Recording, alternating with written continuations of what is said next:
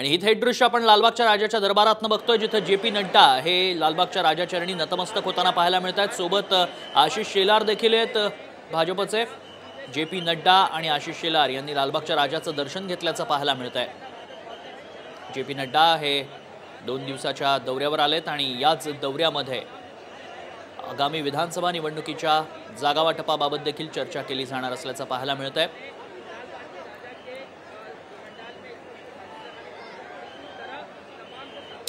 J P. Nadda, Ashish Shelar यावेळी उपस्थित आहेत। सोबत प्रवीण दरेकर देखील पाहायला मिळत आहेत। पंकजा मुंडे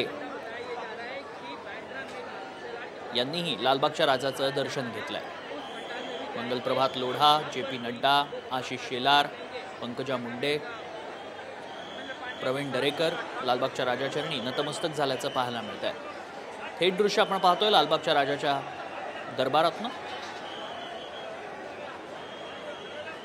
आगामी विधानसभा निवडणुकीच्या पार्श्वभूमीवर केंद्रीय नेतृत्व सातत्यानं महाराष्ट्राचा दौरा करत आहे। 2 दिवसांपूर्वी